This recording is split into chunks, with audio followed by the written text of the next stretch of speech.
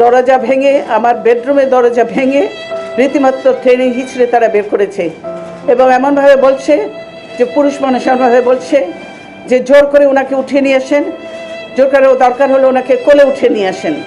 এরকমভাবে একটা সরকারের এই আচরণ।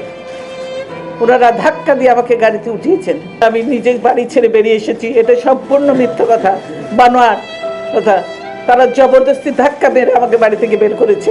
সংবাদ সম্মেলনে তার স্মৃতি বিজড়িত বাড়ি থেকে বের করে দেওয়ার ঘটনা বিবরণ করতে গিয়ে তিনি আবেগাপ্লুত হয়ে পড়েন। আমি প্রায় 40 বছর ধরে এই বাড়িতে বাস করে আসছি। এখানে জড়িয়ে আছে আমার দুঃখ, বেদনা, সুখ, আনন্দের অনেক স্মৃতি। আজ সেই স্মৃতিময় বাড়ির সঙ্গে জোর করে ছিন্ন করা হলো আমার এতকালের সম্পর্ক।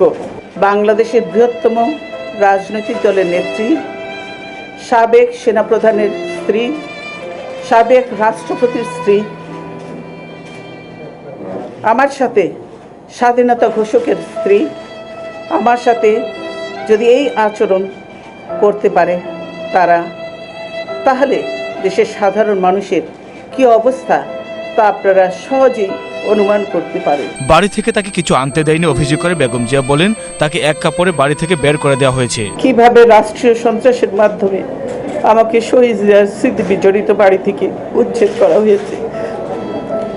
দীর্ঘদিনের সংসারের সব মালামাল রেখে আমাকে এক কাপড়ে বাড়ি থেকে বেরিয়ে আসতে হতো। আমি কার কাছে এসবের প্রতিকার চাইব?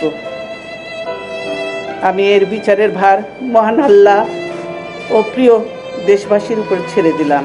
সরকারের এমন অগণতান্ত্রিক হঠকারী সিদ্ধান্তের জন্য জনগণের